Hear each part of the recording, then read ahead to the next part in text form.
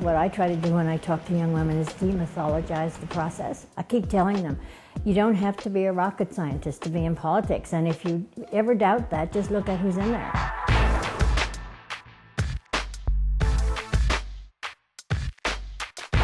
I'm Shannie Duff, and I'm the Deputy Mayor of the City of St. John's, Newfoundland.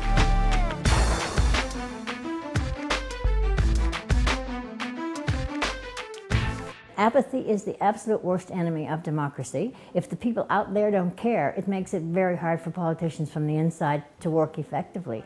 So, there are many pieces to this and many ways in which you can be effective politically. My siblings, my sisters tell me I was bossy even as a child. I was on my student council in high school, in university, wherever I've been kind of wired to fix things. And I think some people are just like that. Instead of just sitting around and saying, oh my, this is terrible, my first instinct is, how can I change it?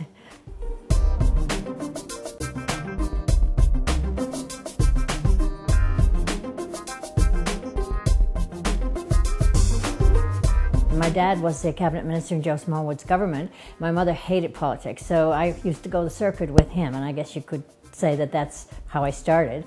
My father was, I think, a fabulous politician and really encouraged me to get educated and be involved, but when I went into politics, he begged me not to, because he said they'll eat you alive. I think he knew what the system was like inside, and he thought it would be okay for one of his sons, but perhaps not for his daughter, to follow in his footsteps. I remember saying to him at the time, and it was shortly before he died, I said, Dad, they will not eat me alive, I will give them indigestion.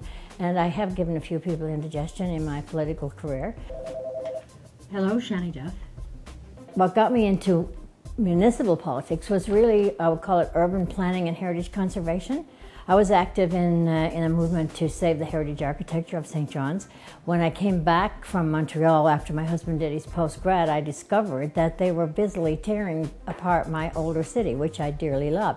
It was a big battle, particularly over a major development that happened, and I guess that was the tipping point.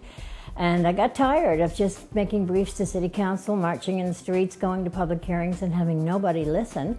So I decided perhaps the best way to do it was to join them instead of fighting them, and I ran for council and got elected. And I guess in a sense, I'm the mother hen of the downtown of the City of St. John's.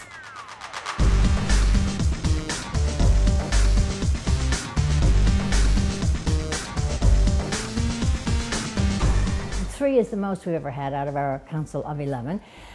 For 9 years, I was the only woman, and it's only in the last year and a half that I've got some company on council. Both of them I have encouraged and helped in as far as I can to get into politics.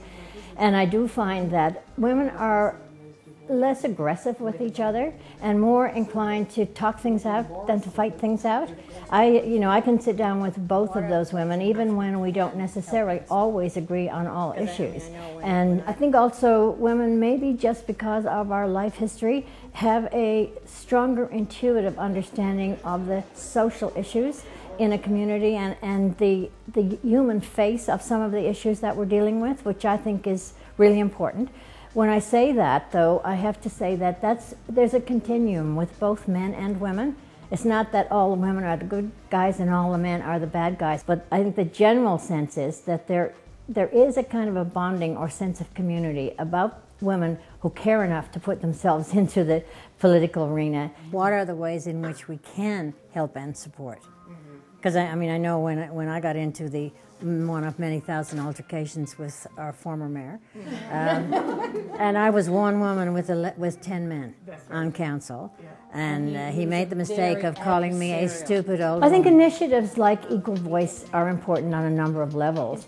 One being that it does provide a kind of network of support where women with experience can link with women who want to get into politics, and be a guide, be a mentor, be the voice of experience, but also help to put together some of the structures, fight for some of the changes in the process, some of the structures that are going to make it easier for women to not only enter politics, but to do it successfully.